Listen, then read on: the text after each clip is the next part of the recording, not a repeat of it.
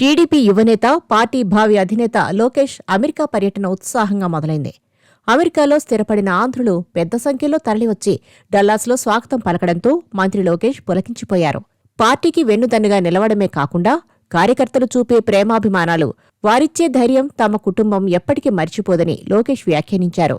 గార్లాండ్లో జరిగిన సభలో వేలాది మంది సాక్షిగా కార్యకర్తల త్యాగాలను పేరుపేరున ప్రస్తావించడం ఆకట్టుకుంది. తెలుగుదేశం పార్టీకి అమెరికాలో సైతం పెద్ద సంఖ్యలో కార్యకర్తలు ఉన్న విషయం తెలిసిందే.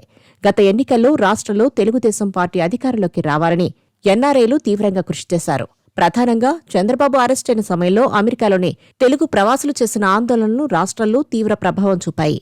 తమ జీవితాలను తీర్చిదిద్దిన చంద్రబాబును అరెస్టు చేసి జైలులో వేశారన్న కోపంతో రగిలిపోయిన ప్రవాసులు ఎన్నికల సమయంలో సొంత ఖర్చులతో రాష్ట్రానికి వచ్చి టీడీపీ కూటమికి ఓటేశారు. చాలా మంది ఉద్యోగాలకు 2-3 నెలలు సెలవులు పెట్టి మరీ ప్రచార కార్యక్రమాల్లో మమేకమయ్యారు. ఇలా పార్టీకి వెన్నుదన్నుగా నిలిచిన వారికి ధన్యవాదాలు చెప్పేందుకు 18 నెలల అనంతరం లోకేష్ ప్రత్యేకంగా అమెరికా వెళ్లారు. ఇక లోకేష్ను కలవడానికి పెద్ద సంఖ్యలో గార్లాండ్కు తెలుగు ప్రవాసులు తరలివచ్చారు. ఆ సమావేశాన్ని చూస్తే ఏపీలో ఏదో ఒక పట్టణంలో జరిగే బహిరంగ సభను తలపించింది. దీంతో లోకేష్ కూడా తీవ్ర భావోద్వేగానికి గురయ్యారు. పార్టీ పట్ల, తమ కుటుంబం పట్ల ఇంతలా అభిమానం చూపిస్తున్న కార్యకర్తల రుణం తీర్చుకోలేనిదని ఆనందం వ్యక్తం చేశారు.